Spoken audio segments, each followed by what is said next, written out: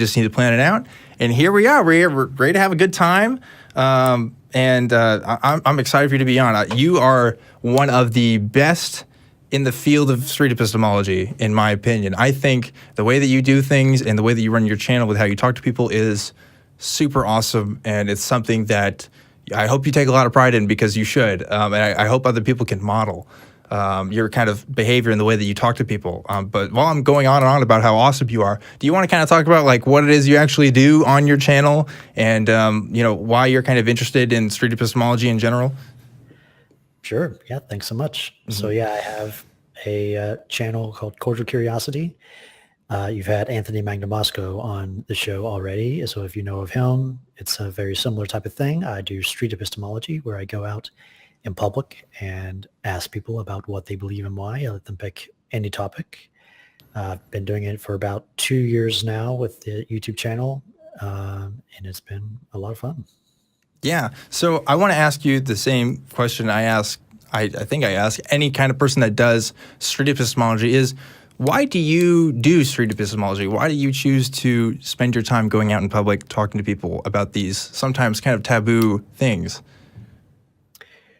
I think when it comes down to it, in society, we have the perpetual choice between conversation and violence. So if we have better conversations about deeply held beliefs and stuff like that, then we'll be less likely to have to resort to violence. So I think it's really good that we be able to figure out how to have better conversations, and street epistemology is a great way to do it. Cool. And I mean, you've been doing this, like you said, for like 2 years now, just talking to people out in public. From what I can see, your setup is pretty similar. You take the table and you have the signs and you let people sit down. But has the way that you've done things changed throughout this process? Are there things that you do kind of differently now than when you first started? I originally started kind of different from what Anthony does. He does like the usual stand-up with like a clipboard and a GoPro on his chest. I went out originally with a table and some cameras on the table with some chairs and a sign on my table, and I just sat there letting people come up to me. I don't really ask people to sit down with me. I just sit there and wait. So that might be a little bit different. I've been doing that ever since I started. Anything different from when I started?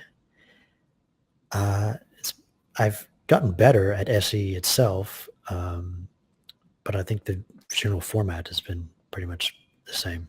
Mm-hmm. So when you talk about SE and when we say that we're talking about street epistemology, what does street epistemology really like mean to you? Because it might mean a little bit something different from what I call it and what Anthony calls it. So like, what is your kind of take on what this whole phenomenon is? So cool. All right. Street epistemology is a way of having conversations about really any belief, any topic that you think is the case. Instead of focusing on the conclusion, we try to get to the reasons why people believe whatever they believe, and then in inspecting the quality of those reasons. That's a big part of how street epistemology is different from other ways. I know here on the ACA, there's a lot of trying to rebut certain whatever people are saying with other reasons or other facts.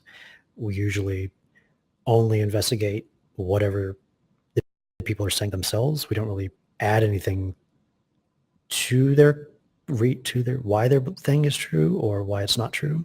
We just inspect whatever they say as closely as possible. Yeah, so I like that definition. It's like this idea of engaging people where they're at, just kind of starting with what they already start with, what they already believe, and just kind of going from there, seeing what kind of logical conclusions that can bring, seeing whether they're willing to change their minds about their beliefs and how strongly they are about it. I agree. I think it's an effective tool as well. And it's something that obviously I employ here on the show. And like I said, Reid, I think you are one of the best at it out there in the game right now. That doesn't mean that you'll be the best forever, though. I hope that more people can come up and compete for that title. I really do. I really hope to see more people kind of try out these kinds of methods and stuff. And hopefully we'll get to have to try it out a little bit on the show today with some of the callers and stuff. So yeah, I'm really pumped that there's this kind of friendly competition now going on with all these SE YouTube channels. Right? I know you had Tyrone Wells on a few weeks ago, and he surpassed me in subscribers, and he's awesome. He's awesome. Yeah. I love Ty, man. Ty is great too. One day, like we're gonna have a show where it's just all SE people sitting around this table taking calls and stuff. I think that would be really cool. Maybe we could try that someday. But so while we're talking about street epistemology stuff, I figured we could start with this first caller who wanted to talk about how we can engage with friends and family about what they believe. Are you ready to take calls, Reid? Sure.